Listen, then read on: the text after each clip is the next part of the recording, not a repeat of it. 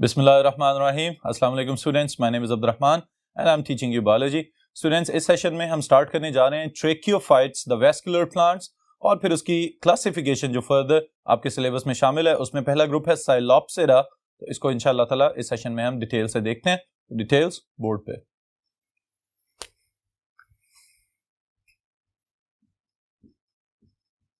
Alright students, जो पहली चीज हम मेंशन करने जा रहे हैं यहाँ पे, that is about the adaptive features of tracheophytes, कि why the vascular plants are known as the successful land plants. Okay, हम ये बात कहते हैं कि जो vascular plants हैं, जो हमारे इर्द गिर्द पौधे पाए जा रहे हैं, they can be herbs, जड़ी बूटियों की तरह के हो सकते हैं, they can be shrubs, झाड़ियों की तरह के हो सकते हैं, and they can be trees. Okay, और दरख्त नुमा भी हो सकते हैं। उनके अंदर कुछ ऐसे पौधे हैं जिन पे ना तो फूल लगते हैं और ना ही बीज पैदा होते हैं, flowerless and seedless plants। फिर इसी तरह कुछ पौधे ऐसे हैं जिनके ऊपर सीड्स तो पैदा होंगे लेकिन फ्लावर्स या फूल पैदा नहीं होंगे। और फिर उसके बाद जो अल्टीमेट क्लाइमेक्स है हमारे पास अभी तक एवोल्यूशन के लिहाज से, that is the angiosperm group of the plants, जिसके पास सीड्स भी हैं, फ्लावर्स भी हैं और तो और फ्रूट्स भी पैदा होते हैं जो फल हम खाते हैं। Alright, all these plants they are the vascular plants. तो वैस्कुलर प्लांट्स को हम कह रहे हैं tracheophytes. So tracheophytes, in other words, are the plants that contain xylem and phloem. Okay? तो ये बात याद रखिएगा कि सबसे पहले नंबर पे इस लफ्ज का मतलब tracheo for the vascular tissues और phytes are the plants. The plants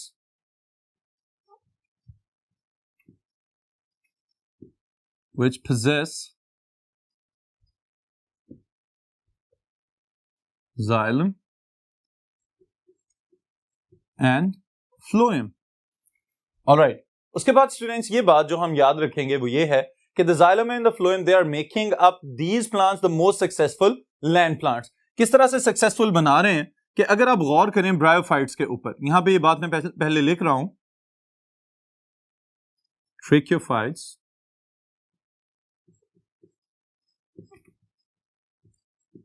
are successful land plants. Alright, अब देखिएगा कि सक्सेसफुल लैंड प्लांट्स होने में कौन कौन सी खसूसियात हैं जो इनको कामयाब बना रही हैं। इनके अंदर स्टूडेंट्स जो मोस्ट इंपॉर्टेंट एडेप्टेशन है वो है जाइलम और फ्लोएम का खुद मौजूद होना। क्योंकि ब्रायोफाइट्स, अगर आपको याद हो तो ब्रायोफाइट्स में हमने देखा था, they are still bound to the moist and shady places. वो सायादार और नमी वाली और पानी वाली जगहों के करीब ही ग्रो करते हैं। जैसे ही आप उनको खुश्क जगह पे लेके आएंगे तो उनका सरवाइव करना मुश्किल होना शुरू हो जाएगा। ऑलराइट, तो वैस्कुलर टिश्यूज या ट्रेकियोफाइट्स जो हैं, इनके ऊपर इस किस्म की कोई भी पाबंदी अप्लाई नहीं होती। क्यों नहीं होती? आप सिर्फ थोड़ा सा गौर करें और अकल दौड़ाएं तो आपको अंदाजा होगा कि बहुत ज्यादा खुश्क साली वाली जगहों के ऊपर, इवन के सहराओं के अंदर भी डिफरेंट ट्रेकियोफाइट्स आपको ग्रो करते हुए नजर आ सकते हैं, जिनकी दो बेहतरीन एग्जांपल्स, एक तो कैक्टस, वो सहराओं में ही पाया जाने वाला पौधा है, और दूसरे नंबर पे हमारे इर्द गिर्द कीकर वगैरह के दरख्त पाए जाते हैं जो कि इंतहाई गर्मी वाली और खुश्क जगहों के ऊपर ग्रो कर सकते हैं। तो इनको ये जो प्रॉपर्टी इनके अंदर मौजूद है, ये इनको जाइलम और फ्लोएम जो है वो प्रोवाइड कर रहे हैं। ओके, तो जाइलम और फ्लोएम ना सिर्फ वाटर की कंडक्शन में इंपॉर्टेंट रोल प्ले कर रहे हैं, बल्कि उसके साथ ही साथ कंजर्वेशन ऑफ वाटर के लिहाज से ये बहुत ज्यादा इंपॉर्टेंट एक तब्दीली है जो ट्रेकियोफाइट्स के अंदर आ चुकी हुई है। और फिर जैसे अभी मैं आपको बता रहा था कि इन तमाम एडाप्टेशंस का मजमूआ जो क्लाइमेक्स के तौर पे हमें नजर आ रहा है वो है एंजियोस्पर्म्स। तो हम ये कह सकते हैं कि angiosperms are the most successful land plants among the tracheophytes. Alright students, इसके बाद हम वो पॉइंट्स एनलिस्ट करने लगे हैं जिनकी बुनियाद पे आप ये डिसाइड करेंगे कि the tracheophytes are more successful as compare to the previous और lower groups of the plants. Alright, तो the point number 1 is presence of roots, stem and leaves. जी, अब जरा गौर करें कि ब्रायोफाइट्स की जो प्लांट बॉडी थी उसके लिए हम एक मखसूस टर्म यूज कर रहे थे, and that was thallus. Okay, the plant body that can not be differentiated into true root, stem and leaves. और यहां पे हम अगर लिख रहे हैं रूट, स्टेम और लीव्स की बात, तो याद रखिएगा these are the true roots, true stem and the true leaves because they possess the vascular tissues in the center for conduction of water and nutrients. फिर उसके बाद स्टूडेंट्स इसी को एक और तरीके से अगर लिखें, so vascular tissues present in all the three vegetative structures: roots, stem and leaves. All right. अब इसको देखना हो तो अपेरेंटली हमें लीव्स के अंदर वेन्स नजर आती हैं और उनके सेंटर में एक मिड रिब नजर आती है. ओके, तो ये जो खसूसियत है ये वैस्कुलर टिश्यूज की वजह से. इसी तरह रूट्स जो हैं स्टूडेंट्स, अगर रूट्स में से हम वैस्कुलर टिश्यूज निकाल दें तो शायद ये हायर प्लांट्स हमें कभी भी इतने सक्सेसफुली ग्रो करते हुए नजर ना आए. ये जो कई 100 फुट तक बाजुकात इनकी हाइट चली जाती है, ये किस वजह से जा रही है? Due to the presence of the vascular tissues. इनकी वजह से फूड और न्यूट्रिएंट्स वगैरह कंडक्ट होंगे, पानी की कंडक्शन जाएगी तो पौधा इतना ज्यादा ग्रो कर सकता है. नहीं तो वो पौधे जिनके अंदर वैस्कुलर टिश्यूज ज्यादा फंक्शनल या ज्यादा कामयाबी से काम नहीं कर रहा होता, वो पौधे अपनी ग्रोथ को एक खास लिमिट के बाद जाके रोक देते हैं और उनकी हाइट में मजीद इजाफे नहीं देखे जा सकते. ऑलराइट, फिर उसके बाद point number 3, this is protected sporangia that lead to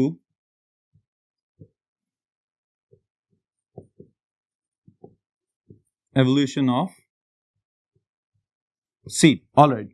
अब इसको समझ लीजिए कि evolution of seed, it is related to the formation of protected sporangia. इससे क्या मुराद है स्टूडेंट्स? अगर आप थोड़ा सा ब्रायोफाइट्स के साथ कंपैरिजन करें तो ये आइडिया होगा कि ब्रायोफाइट्स के अंदर भी स्पोरोफाइट जनरेशन हमेशा गेमिटोफाइट जनरेशन के साथ अटैच्ड रहती है. ऑलराइट, एंथोसेरोप्सिडा के अलावा. फिर ये वाली जो खसूसियत यहां पे हमें नजर आ रही है वो भी यही है कि आहिस्ता आहिस्ता ट्रेकियोफाइट्स के अंदर ये एडाप्टेशन हम देखेंगे कि इनके जो स्पोरेंजिया हैं further they are differentiated into micro and mega sporangia, और फिर उनके ऊपर प्रोटेक्टिव लेयर्स बनती चली गई और उन प्रोटेक्टिव लेयर्स की वजह से आज जो ओव्यूल या सीड वाले स्ट्रक्चर्स हमें नजर आते हैं ये इस पूरे एवोल्यूशनरी प्रोसेस का रिजल्ट हैं और उनका आउटपुट या प्रोडक्ट है. ऑलराइट स्टूडेंट्स, तो इस लिहाज से हम ये कह सकते हैं कि the protected sporangia they led to the development of the seed habit in higher plants. Alright, फिर एक और बड़ा जबरदस्त किस्म का एडाप्टिव फीचर यहां पे डेवलप हो रहा है, that is the formation of pollen tube. Okay, it helps the safe and water independent pollen transfer. और पोलन ट्रांसफर के अंदर क्या चीज मौजूद है? sperm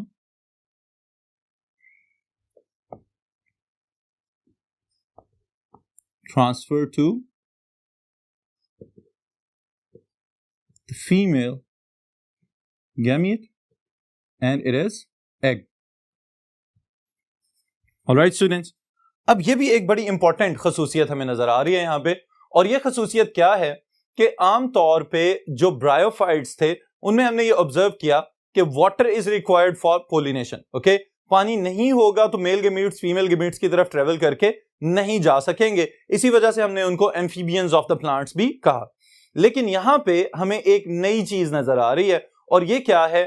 यहां पे वाटर की डिपेंडेंस यानी पानी के ऊपर इन्हिसार पहले से कम हो चुका हुआ है, ऑलमोस्ट ना होने के बराबर. तो इस लिहाज से हम ये कह सकते हैं कि वाटर इंडिपेंडेंट पोलिनेशन हो रही है. फिर उसके साथ ही साथ ये भी खतरा होता है कि अगर ड्राई एनवायरनमेंट में या खुश्क जगह पे रह रहे हैं तो स्पर्म्स कहीं डेजिकेट ही ना हो जाएं. जो मेल गेमीट्स हैं वो कहीं बिल्कुल ही खुश्क साली का शिकार होके और कहीं रास्ते में ही उनकी डेथ ना हो जाए. तो इस वजह से पोलन ट्यूब के अंदर अगर मेल गेमीट एक मर्तबा ट्रेवल करता हुआ फीमेल गेमीट तक चला जाए तो ये इस बात को इंश्योर करने में बहुत ज्यादा एक यूं समझे कि कामयाबी है कि सक्सेसफुल फर्टिलाइजेशन हो सकेगी. ऑलराइट स्टूडेंट्स, तो पोलन ट्यूब का बन जाना ये भी सेफ ट्रांसफर और successful chances for the fertilisation इस चीज को बढ़ाएगा. फिर next is flower and fruit formation. जी स्टूडेंट्स, अब याद रखिएगा कि फलों का और फूलों का पैदा होना ये बहुत ज्यादा इंपॉर्टेंट चीज है प्लांट्स की एवोल्यूशन के लिहाज से। वो किस तरह से कि फूलों के पैदा होने की वजह से इनके अंदर पोलिनेशन के प्रोसेसेस में मजीद वैरायटी और डाइवर्सिटी नजर आना शुरू हुई। और फ्रूट्स की पैदावार में दो फायदे हैं। एक तो फायदा ये कि it is a source of food, बहुत ज्यादा खुराक की जरूरियात पूरी की जा रही हैं दुनिया में फ्रूट प्रोडक्शन की वजह से। और उसके साथ ही साथ दूसरा जो फायदा प्लांट्स को पहुंचता है that is the seed dispersal, के बीज एक जगह से कई कई 100 मीटर्स तक ट्रेवल करते हुए चले जाते हैं। इवन के आप ये देखें कि खुराक या ये जो फ्रूट है ये ट्रांसपोर्ट कहीं और से हो रहा होता है, और जब आप इसको खाते हैं उसके बाद आप सीड्स निकाल के फेंक देते हैं, तो आपने भी असल में पोलिनेशन में सीड डिस्पर्सल में एक इंपॉर्टेंट किरदार अदा कर दिया। Alright, then is the last point among these adaptations and it is heteromorphic alternation of generations। Alright students, अब देखें ये जो हेट्रोमॉर्फिक अल्टरनेशन ऑफ जनरेशंस है इससे क्या मुराद है। पहले सबसे पहले वाले लफ्ज को समझ लें, हेट्रोमॉर्फिक, हेट्रो मुख्तलिफ, मॉर्फ्स शक्ल, ओके। तो इसका मतलब ये है अल्टरनेशन ऑफ जनरेशन तो वही था कि sporophyte generation alters with the gametophyte generation and gametophyte give rises to sporophyte generation.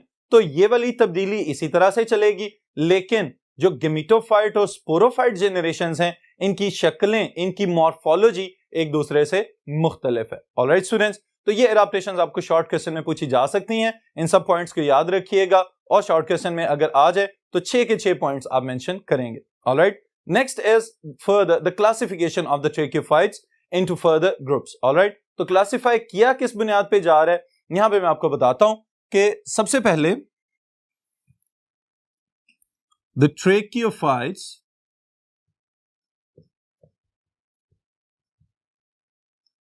they are divided into 4 major groups, okay?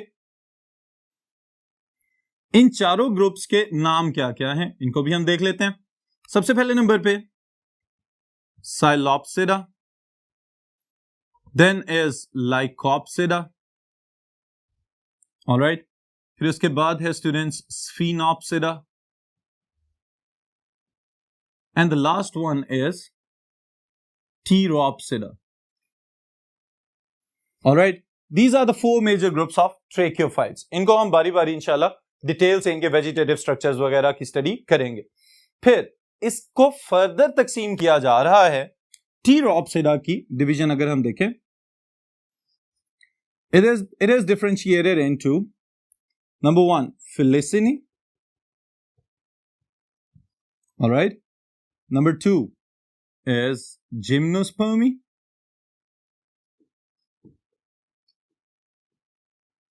alright, and number 3 it will be Angiospermy। alright students, further इससे आगे ये पूरा chapter जो है वो इन्हीं सब groups की डिटेल्स पे मुश्तमिल है।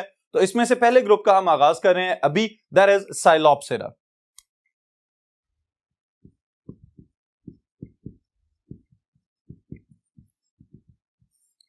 जी students, psilopsids are the earliest group of vascular plants, यानी वो वेस्कुलर प्लांट्स जो नॉन वेस्कुलर प्लांट से इवॉल्व हुए और इनके अंदर पहली मर्तबा जाइलम और फ्लोएम को ऑब्जर्व किया गया।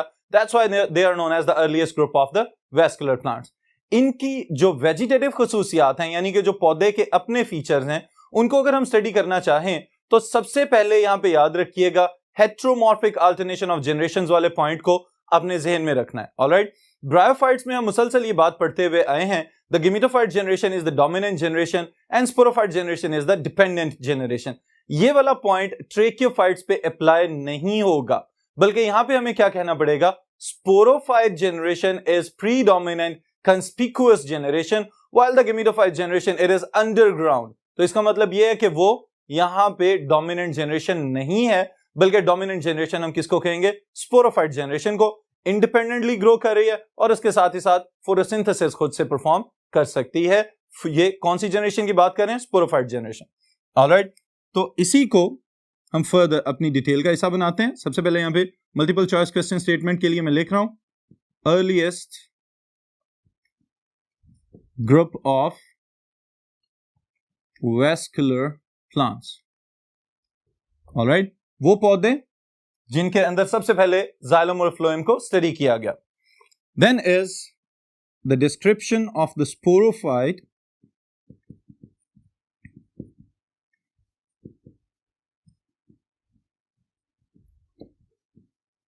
जी स्टूडेंट, स्पोरोफाइट जनरेशन। ओके, अब स्पोरोफाइट जनरेशन से यहां पे क्या मुराद है कि जो इसकी अपेरेंट बॉडी आपको नजर आएगी, यानी वो पौधा जिसको आप साइलोप्सिड्स का रिप्रेजेंटेटिव मेंबर साइलोटम या मेजिटेरिस या जिसको हम मेजेप्टेरिस भी कहते हैं, ये वाला पौधा अगर आपको नजर आ जाए तो इन दोनों में से कोई भी एक जो रिप्रेजेंटेटिव बॉडी है that is the sporophytic body of that plant. Okay, अब इसमें कौन कौन सी खसूसियात आप याद रखेंगे?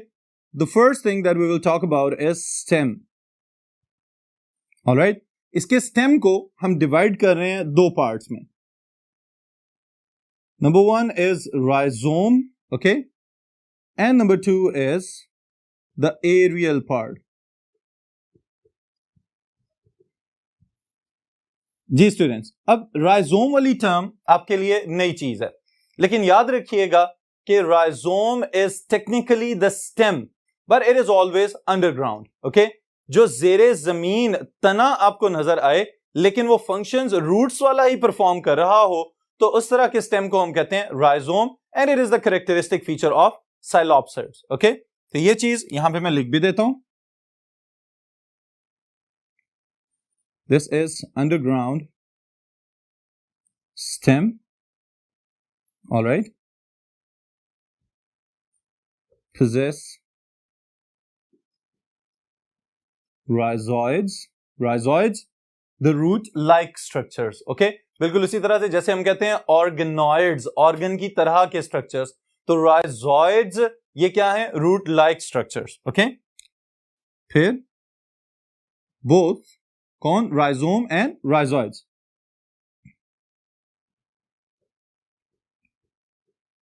perform functions of roots। दोनों काम कौन सा कर रहे हैं? रूट्स वाला ही काम कर रहे हैं, यानी कि वाटर और मिनरल्स को एब्जॉर्ब करके तो अपर एरियल पार्ट्स की तरफ कंडक्ट करते चले जाएंगे। Then is the aerial part, this is green. Okay, aerial हवादार हिस्सा, यानी कि पौधे का वो हिस्सा जो जमीन से ऊपर आपको नजर आएगा उसको हम कहेंगे aerial part of the plant. Aerial, okay, green है तो अंडरस्टूड है it should be photosynthetic. Alright, और फोटोसिंथेटिक होने के साथ ही साथ डाइकोटोमसली ब्रांच्ड। जी स्टूडेंट्स, डाइकोटोमस ब्रांचिंग ये मैं इससे पहले भी आप लोगों को बता चुका हूं। What is meant by dichotomous branching और डाइकोटोमी? ओके, कोई भी ऐसा शाखदार निजाम जिसमें जब भी नई ब्रांचेस निकलें तो हमेशा दो की फॉर्म में निकलें और सिमेट्रिकल बराबर हों एक दूसरे के, उसको हम कहते हैं this is dichotomous branching. Okay, rhizome के अंदर भी जो ब्रांचेस निकलेंगी हमेशा डाइकोटोमस ब्रांचिंग पैटर्न को फॉलो करेंगी, और जो एरियल पार्ट्स में यानी जमीन से ऊपर की जानिब जो ब्रांचेस निकलेंगी वो भी हमेशा पेयर्स की फॉर्म में, जोड़ी की शक्ल में निकलेंगी। तो इस वजह से इसको हम कह रहे हैं this is dichotomous branching. Okay, फिर उसके बाद स्टूडेंट्स इंपॉर्टेंट चीज about the vascular tissues,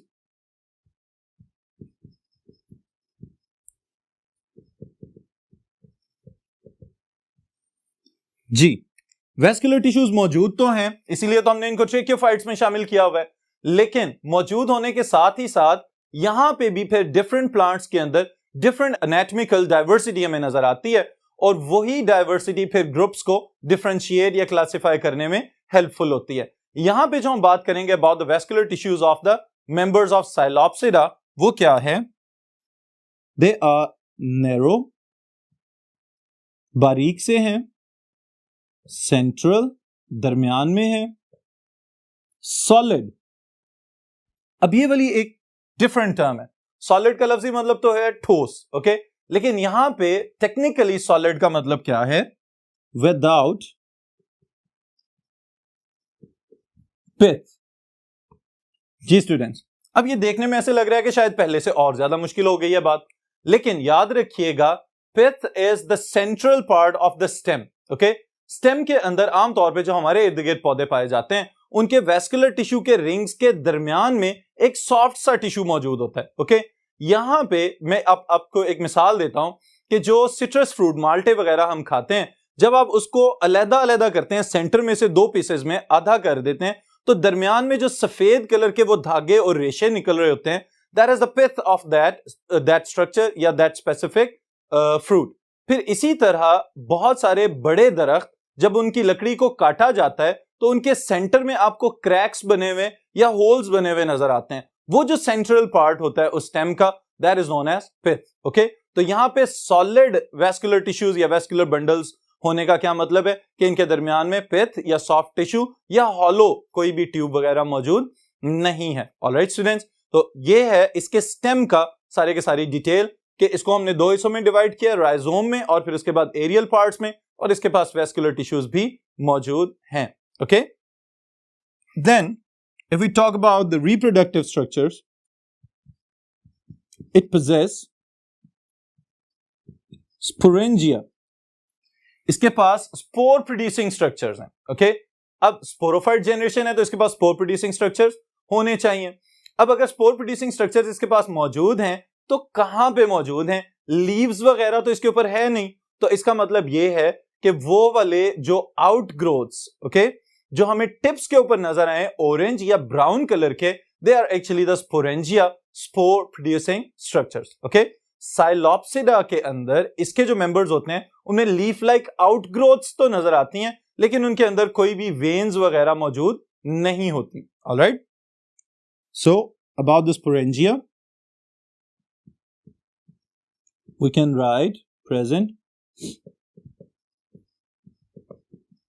at the tip of branches. Okay, short branches के ऊपर भी, लॉन्ग ब्रांचेस के ऊपर भी, इवन के जो साइडों से शाखें निकल रही हैं, लेटरल ब्रांचेस, उनके ऊपर भी स्पोरेंजिया मौजूद हो सकते हैं। ऑलराइट, इसके बाद students next is about the gametophyte generation.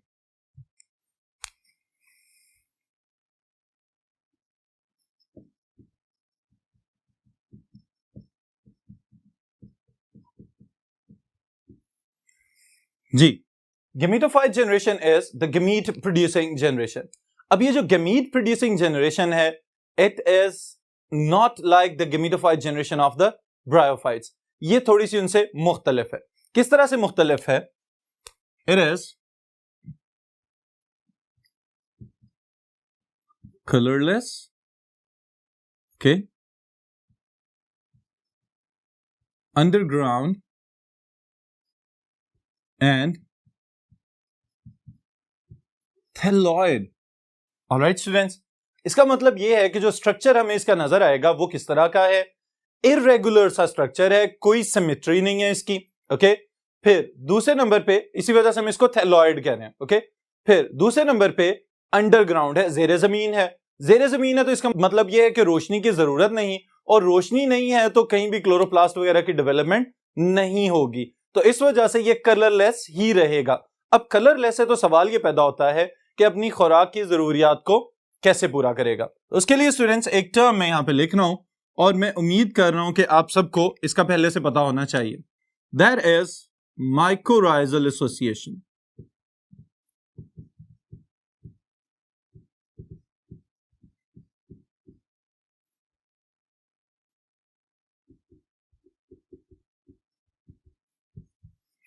Ji students, what is mycorrhizal association? Myco from fungi, rhizal from rhizoids. Okay, so relationship between the roots of the plants with fungi. लेकिन यहां पे थोड़ा सा ये feature different है कि जो इसके थैलस के अपने सेल्स हैं उनके अंदर तक धंसे हुए हाइफे हमें नजर आते हैं फंजाई के, और काम ये क्या कर रहे हैं? फंजाई इसके थैलस को खुराक प्रोवाइड कर रही है और बदले में इसके थैलस के सेल्स उसको शेल्टर और प्रोटेक्शन वगैरह मुहैया करेंगे। तो इस वजह से हम ये कह सकते हैं the gametophyte it meet its nutritional needs with the help of mycorrhizal symbiotic association. So अगर हम इसको लिखना चाहें the symbiotic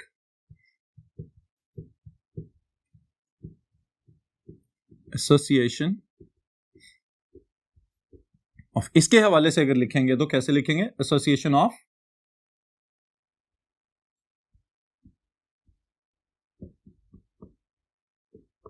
gametophyte and fungi. All right, this is known as mycorrhizal association of Psilopsids. फिर इसके साथ ही साथ students multiple choice question statement के लिए मैं कुछ चीजें यहां पे मेंशन कर रहा हूं और इसको जरूर याद कर लीजिएगा, एमसीक्यूज के लिए बहुत अहम है. This is about the members, the extinct members and the living genre.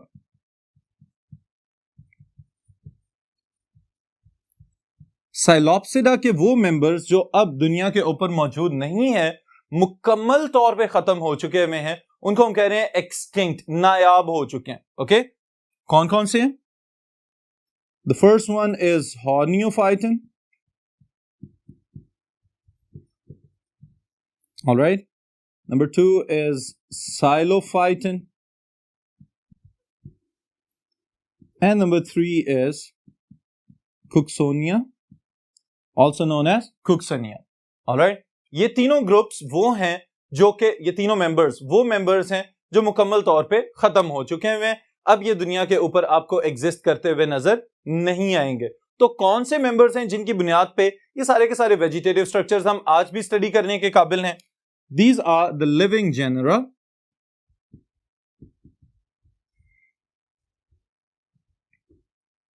और लिविंग जेनरा में हम किस किस को शामिल करेंगे students? The first one is Psilotum. All right, and number 2 is Mazepterus. All right students, इनके नाम MCQs के लिए, मल्टीपल चॉइस क्वेश्चन स्टेटमेंट्स के लिए याद रखिएगा. All right, आज के सेशन को यहीं पे खत्म करें, फिर इंशाअल्लाह ताला नेक्स्ट सेशन में नेक्स्ट. बिस्मिल्लाहिर्रहमानिर्रहीम. अस्सलाम वालेकुम students, my name is Abdurrahman and I am teaching you biology. Students, इस सेशन में हम स्टार्ट करने जा रहे हैं one of the most important topics of the first part of chapter number 9 and that is about evolution of leaf. पत्ते किस तरह से आपको बनते हुए नजर आते हैं, उनके अंदर कौन कौन सी तब्दीलियां और कितने मिलियन साल लगे हैं इनको यहाँ तक पहुँचते हुए कि आज के वेल डिफाइंड लीव्स आपको जो नजर आ रहे हैं वो कौन कौन सी चेंजेस के थ्रू बने हैं, इन सब चीज़ों को हम आज के सेशन में डिस्कस करेंगे. ऑलराइट, तो डिटेल्स बोर्ड पे.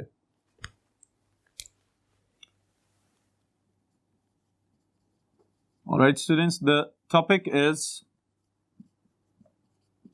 evolution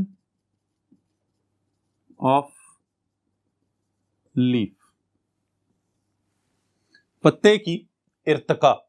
Alright, अब ये जो टॉपिक हमारा बन रहा है, इसी से हमें इस बात का पता चलता है कि इससे पिछले जो पौधे अभी तक हम पढ़ के आए हैं, यानी कि अर्लीस्ट ट्रेकियोफाइट्स और उससे पहले ब्रायोफाइट्स और उससे पहले ग्रीन एल्गी, उन सब के अंदर कहीं भी ट्रू लीव या बड़े या वेल डेवलप्ड पत्ते की तरह का स्ट्रक्चर मौजूद नहीं था. ऑलराइट, इवन के जो मोस्ट रीसेंट आपने सेशन देखा है, बिल्कुल इससे पीछे वाला, उसमें क्या मौजूद है कि साइलोप्सिड्स आर द फर्स्ट ट्रेकियोफाइट्स, और उन ट्रेकियोफाइट्स के अंदर भी ना तो ट्रू रूट्स अभी तक डेवलप हो सकी हैं और ना ही उसके साथ ट्रू लीव्स डेवलप हुए हैं. ओके, बल्कि एक अंडरग्राउंड स्टेम डेवलप हुआ है जिसके पास वैस्कुलर टिश्यूज मौजूद हैं और उसके साथ ही साथ उसकी कुछ इरेक्ट ब्रांचेस डेवलप हुई हैं जिनके पास वैस्कुलर टिश्यू मौजूद है and there is solid vascular bundle जिसके दरमियान में पिथ मौजूद नहीं होती. ऑलराइट, तो ये एक दो पॉइंट्स हम लिख लेते हैं, फिर उसके बाद फर्दर डिटेल्स में चलते हैं.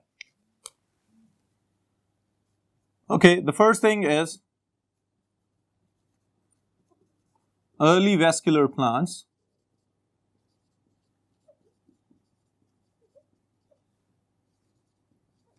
did not have true roots, all right, as well as true leaves. all right students, अब इन दोनों के लिए अगर ये स्ट्रक्चर्स नहीं थे तो इनके मुतबादिल क्या स्ट्रक्चर्स ऐसे मौजूद थे कि जो रूट्स का फंक्शन भी परफॉर्म कर रहे हो और साथ ही साथ लीव्स अगर नहीं थे तो लीव्स की जगह पे क्या मौजूद था, ये भी समझ लें. अगर ट्रू रूट्स नहीं थी तो इसको बदल दिया गया विद राइजोम, और राइजोम तो आपको याद होना चाहिए, that is underground stem that perform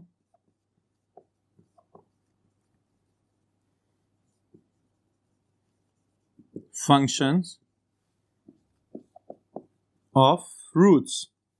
Alright, rhizome वो अंडरग्राउंड स्टेम है जिसके ऊपर राइजोइड्स मौजूद हो सकते हैं, और इसका काम क्या है, न्यूट्रिएंट्स और वाटर को एब्जॉर्ब करना और अपर एरियल ब्रांचेस की तरफ भेज देना.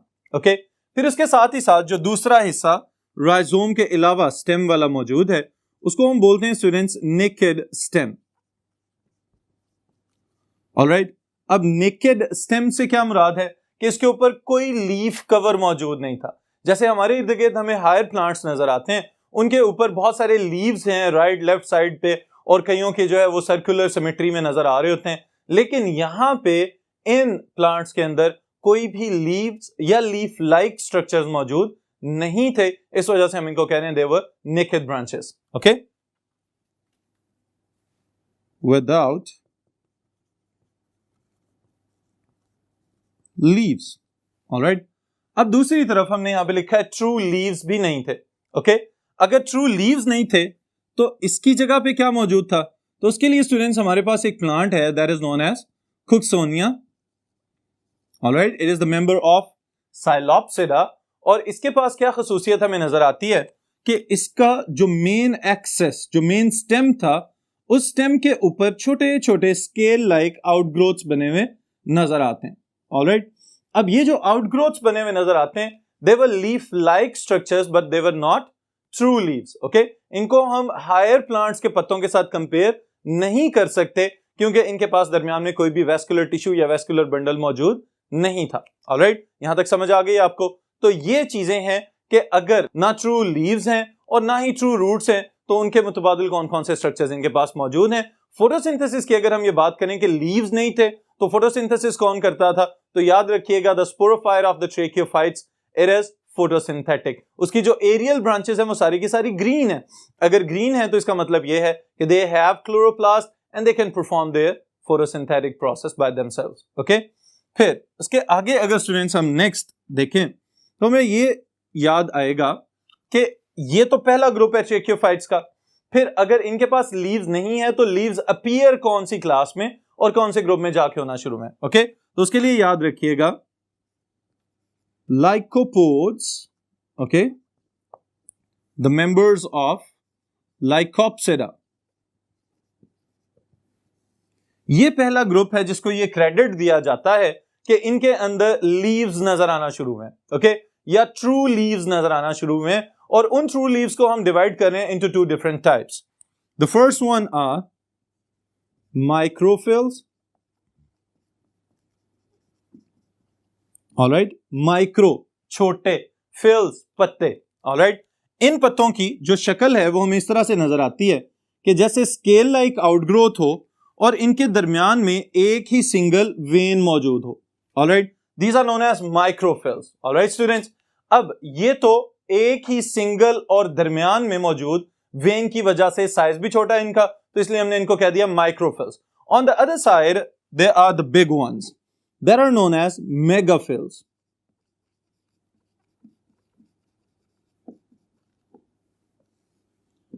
Megaphiles, उसके नाम से अंदाजा हो जाना चाहिए, मेगा बड़े, फिल्स लीव्स. ऑलराइट, तो यहां पे किस तरह के पत्तों की बात हो रही है, there are bigger. ऑलराइट, और इनके पास एक तो सेंट्रल वेन मौजूद है जिसको हम मिडरिब कह सकते हैं, और उसके साथ ही साथ फर्दर ब्रांच लाइक स्ट्रक्चर्स भी अटैच्ड हैं या एसोसिएटेड हैं जो कि हमें अपने इर्द गिर्द मौजूद हायर प्लांट्स में भी नजर आ सकते हैं. ऑलराइट, तो ये वाला जो स्ट्रक्चर बन रहा है रेटिकुलेट वेनेशन पैटर्न जिसके अंदर बहुत ज्यादा शाखदार वेन्स नजर आ रही हैं, इसको हम कहेंगे मेगाफिल्स. ओके, इनकी भी फर्दर डिफरेंट टाइप्स हैं. अगर हम फर्न्स में देखें तो वो आपको थोड़े डिफरेंट नजर आएंगे. अगर हम हायर प्लांट्स में देखें तो वहां पे फिर सिंपल और कम्प्लेक्स लीव्स वगैरह में उनको डिवाइड करना पड़ेगा. ऑलराइट, तो ये लीफ लेमिना के लिहाज से और उनके साइज के लिहाज से लाइकोप्सिड्स के अंदर जाके सबसे पहली दफा ये दो मुख्तलिफ इकसाम के पत्ते नजर आए हैं लेकिन स्टूडेंट्स अब देखें, पहला ग्रुप है हमारे पास psilopsida, okay, the earliest vascular plants, और उसके बाद हम बात कर रहे हैं लाइकोप्सिड्स या लाइकोपोड्स की।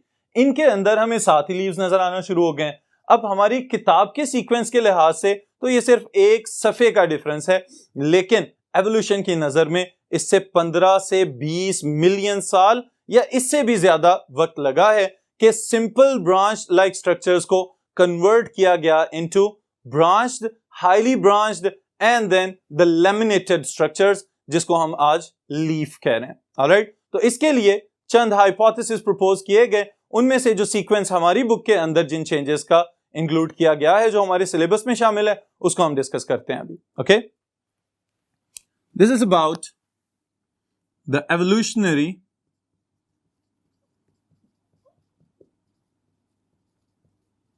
steps of leaf formation or development of leaf। यानी कि वक्त गुजरने के साथ साथ वो तमाम तर तब्दीलियां जिन्होंने इरेक्ट ब्रांच लाइक स्ट्रक्चर्स को कन्वर्ट किया इनटू लीफ लाइक स्ट्रक्चर्स, वो कौन कौन सी तब्दीलियां। सबसे पहले नंबर पे यहां पे मैं एक वर्ड मेंशन कर रहा हूं स्टूडेंट्स, जो याद रखिएगा कि कुछ साइंसदानों का ख्याल यह है कि इन पौधों में स्टीराइल स्पोरेंजिया बने। Alright, sterile sporangia that were not able to reproduce. Okay, वो स्पोरेंजिया जिनके अंदर स्पोर प्रोडक्शन वाला काम नहीं हो रहा था, वहां से इस प्रोसेस का इनिशिएटिव हुआ, वहां से इसका आगाज हुआ कि पत्ते बनना शुरू हो गए। ओके, फिर इसी तरह चंद और साइंसदानों ने अपने मुख्तलिफ हाइपोथेसिस प्रपोज किए। उन तमाम तर चेंजेस में से एक प्रोसेस को हम यहां पे फॉलो करने जा रहे हैं, जिसका पहला स्टेप स्टूडेंट्स हम मेंशन करेंगे, that is known as isotomous branching.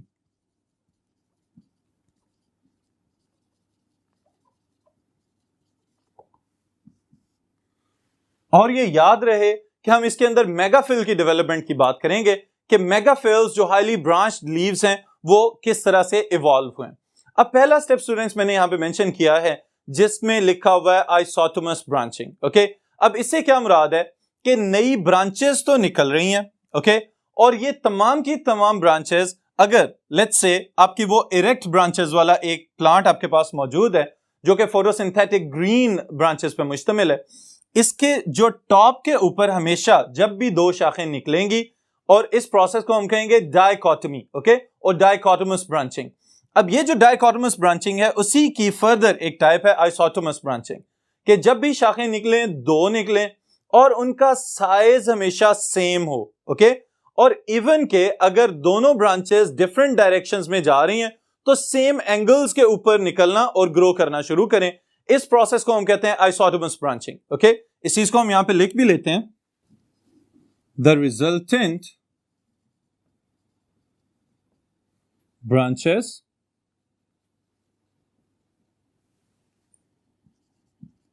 are of equal size and also diverge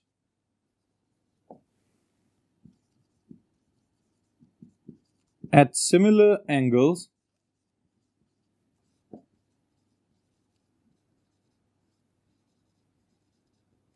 from the main axis।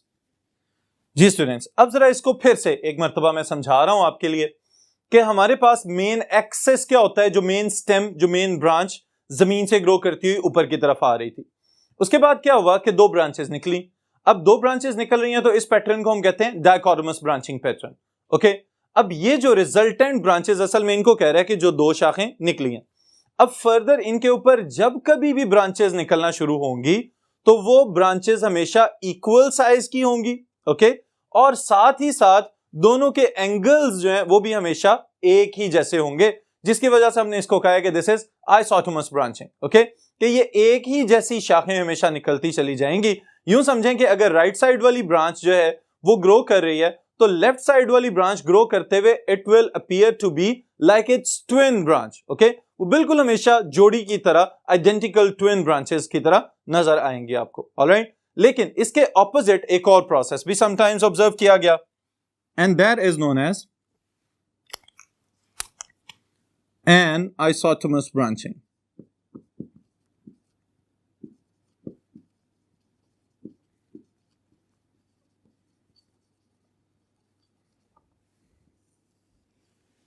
जी स्टूडेंट्स, जैसे कि अभी मैंने आपको बताया ये इसके ऑपोजिट प्रोसेस है. ओके, अगर ऊपर वाले प्रोसेस में हमें ये नजर आ रहा था कि दोनों ब्रांचेस हमेशा आइडेंटिकल ब्रांचेस की फॉर्म में ग्रो करेंगी, तो यहां पे ऐसा नहीं होगा, बल्कि यहां पे कहीं ना कहीं कोई तब्दीली जरूर होगी. और वो तब्दीली क्या है ये मैं आपको बताता हूं. The resultant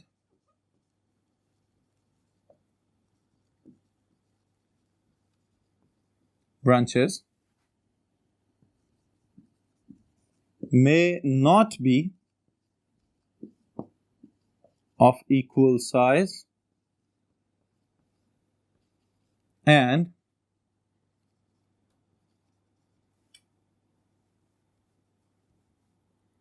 do not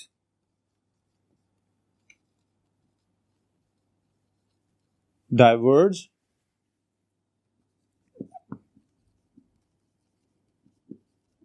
at similar angles from the main axis.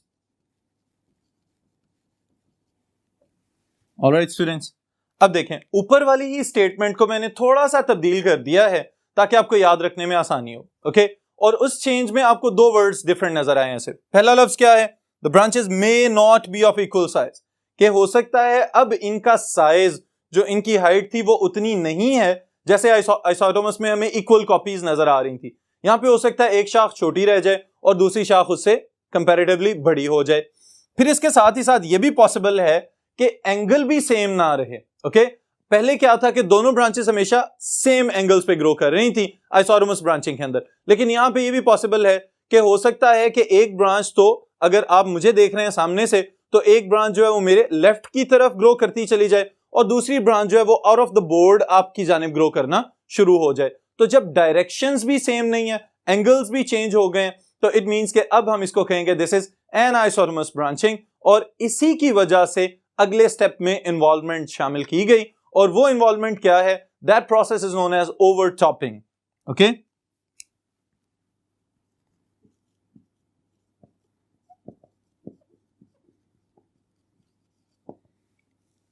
जी स्टूडेंट्स, अब देखें ओवरटॉपिंग वाली जो चीज मैं यहां पे लिख रहा हूं, अब इसके अंदर हम ये शामिल करेंगे कि असल में इसका लफ्जी मतलब है एक दूसरे से सबकत ले जाने की कोशिश करना. ओके, एक दूसरे को बाईपास करना, और एक शाख की ये कोशिश हो कि उसके मेरिस्टेमेटिक सेल्स हमेशा ज्यादा ग्रोथ शो करें और थोड़ी देर के लिए दूसरी तरफ वाली शाख की ग्रोथ को रोक दिया जाए.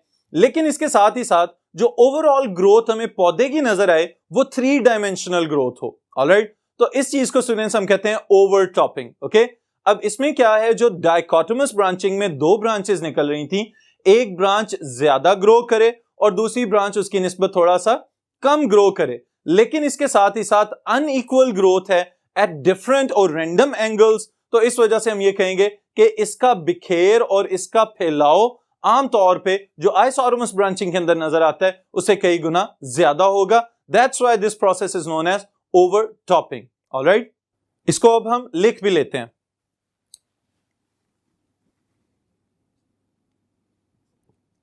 Extreme version of anisottomous branching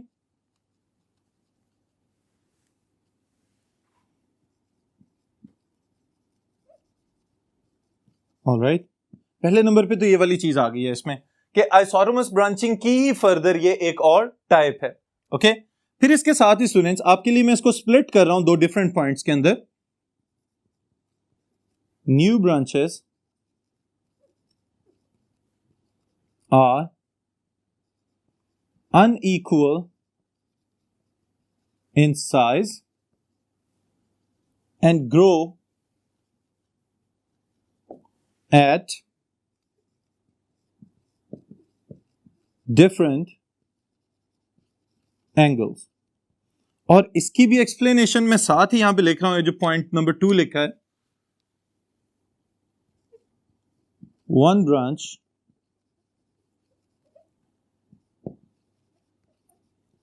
tend to grow upright, ऊपर की जानिब, और perpendicular, जमीन के लिहाज से perpendicular at the angle of 90, okay, and other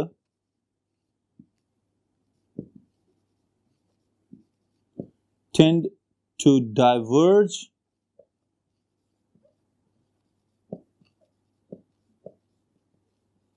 at different angles, thus forming more branches. Alright students, अब सारे का सारा जो ओवरटॉपिंग का प्रोसेस है उसकी समरी हमने यहां पे मेंशन कर ली है, ओके, कि इस प्रोसेस में क्या होगा कि डायकोटमी अभी भी बरकरार है, शाखें दो की सूरत में निकल रही हैं, लेकिन एक ब्रांच उसमें से हमेशा अपराइट या सीधी ग्रोथ शो करेगी और दूसरी ब्रांच जो है वो इतनी ज्यादा शाखें बना दे कि इर्द गिर्द सारे का सारा एरिया जो है वो ज्यादा से ज्यादा शाखदार होता चला जाए। ऑलराइट, ये है हमारे पास आपकी बुक के अंदर पहला पॉइंट, ओवरटॉपिंग। लेकिन याद रहे कि overtopping itself is included in anisotomous branching, और एनाइसोटोमस ब्रांचिंग की जो सिंपलेस्ट टाइप थी that was the isotomous branching, जिसके ऑपोजिट हमें एनाइसोटोमस ब्रांचिंग को पुट करना पड़ा। ऑलराइट, फिर उसके बाद स्टूडेंट्स अगर नेक्स्ट चलें हम, तो अगला स्टेप जो एवोल्यूशन में नजर आता है that is planation.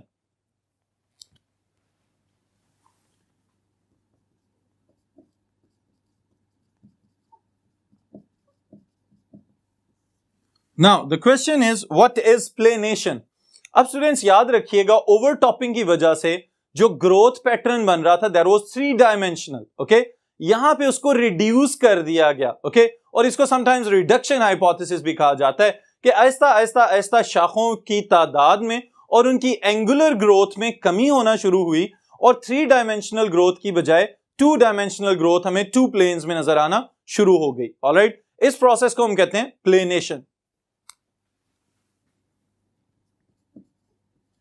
The 3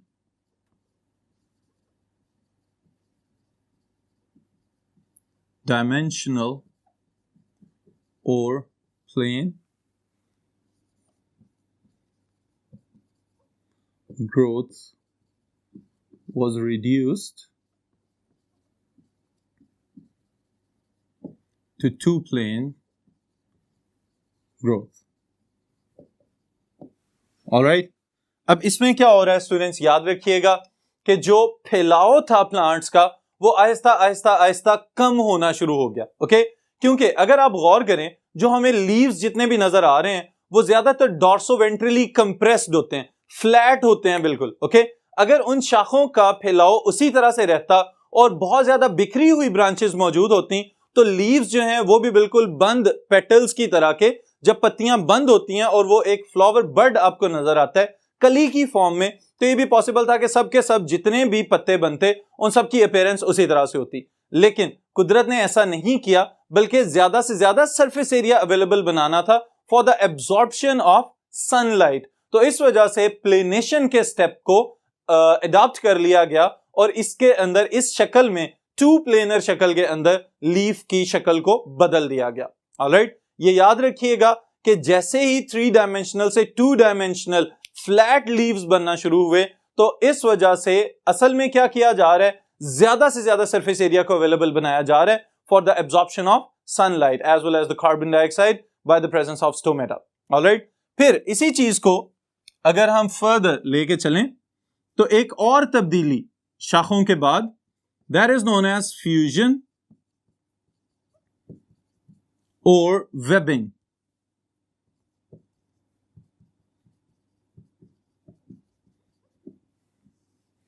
ji students, fusion का मतलब मिल जाना, ओके, लेकिन वेबिंग के लिए मैं आपको एक और मिसाल देता हूं।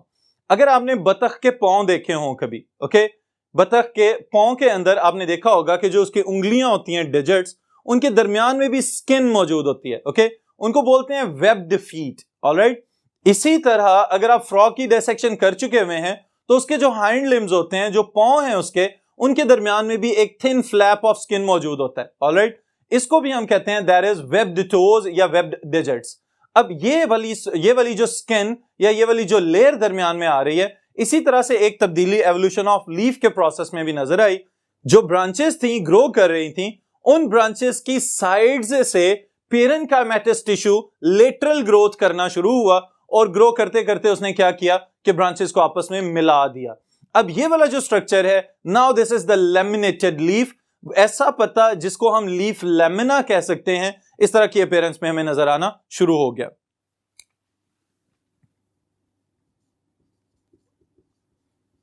Lateral growth of cells from branches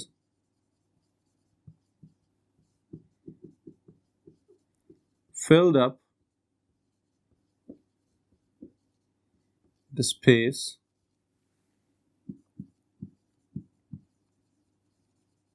by parenchymatous cells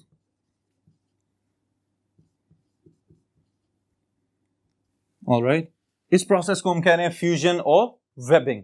अब फ्यूजन और वेबिंग तक भी काम खत्म नहीं हुआ, बल्कि ब्रांचेस की डायकोटमी तो चलती चली जा रही है। तो जो अल्टीमेट कंप्लेक्सिटी हमें किसी भी लीफ के अंदर नजर आती है, वो वही है जो बिल्कुल स्टार्ट में स्टूडेंट्स मैंने आपको बताया था, मेगाफिल्स की पहचान, और वो क्या है? That is known as reticulate venation.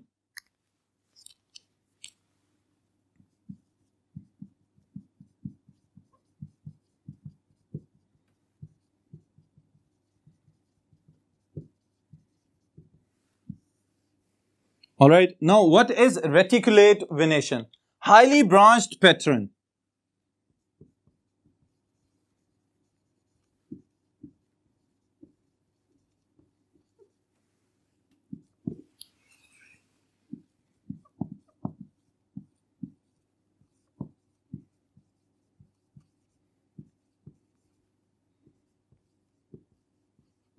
Highly branched pattern formed by the veins within the leaf lamina. This is known as reticulate venation. Okay, बहुत ज्यादा शाखदार शाखें बनती चली जाएं और वो वेन्स जो हैं वो फूड और न्यूट्रिएंट्स वगैरह को सप्लाई करें। तो इस तरह की ये जो ब्रांचेस या नेटवर्क आपको नजर आता है किसी भी लीफ लैमिना के अंदर, this is known as reticulate venation. All right students, अब ये पूरा प्रोसेस हमने तो चंद मिनटों में खत्म कर लिया है, लेकिन स्टूडेंट्स इस पूरे प्रोसेस को मिलियंस तक साल लग चुके हुए हैं। उसके लिए एक मल्टीपल चॉइस क्वेश्चन स्टेटमेंट है, इसको भी यहां पे हम मेंशन कर लेते हैं साथ ही। This is evolution of leaf took more than 15 to 20 million years. Alright, इसका मतलब ये है कि इतना ज्यादा वक्त लगा है कि ब्रांच लाइक पैटर्न से लीफ लाइक पैटर्न तक ये वेजिटेटिव स्ट्रक्चर्स तब्दील हो सकें। ऑलराइट स्टूडेंट्स, फिर एट द एंड में आप लोगों को ये सारी की सारी समरी बताता चलूं कि ये जो आप लोगों को यहाँ पे चंद इमेजेस नजर आ रहे हैं, इन इमेजेस का सीक्वेंस जो आप याद रखेंगे वो सबसे पहले नंबर पे बुनियादी कंसेप्ट आपके ज़हन में होना चाहिए, that is known as dichotomous branching. Okay, dichotomous branching से क्या मुराद है? जब भी ब्रांचेस निकलेंगी दो निकलेंगी। फिर उसकी एक टाइप हमने जो डिस्कस की दैट इज आइसोटोमस ब्रांचिंग।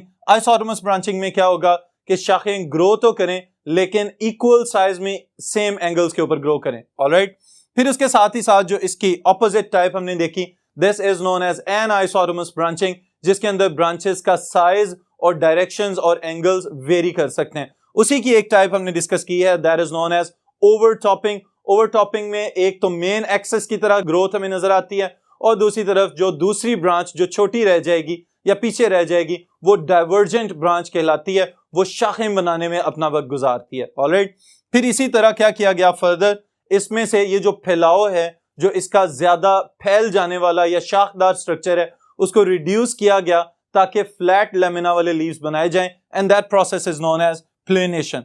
और प्लेनेशन के बाद स्टूडेंट्स फिर हमें फर्दर ये नजर आता है कि पेरेन्काइमेटस टिश्यूज की ग्रोथ हुई, लेटरल ग्रोथ नजर आई सेल्स की, और फ्लैट लेमिना वाले लीव्स बनना शुरू हो गए ताकि ज्यादा से ज्यादा सरफेस एरिया अवेलेबल हो, ज्यादा से ज्यादा सूरज की रोशनी को जज़ब किया जा सके और प्रोड्यूसर्स बन सकें ये पौधे हमारे पूरे इकोसिस्टम के लिए।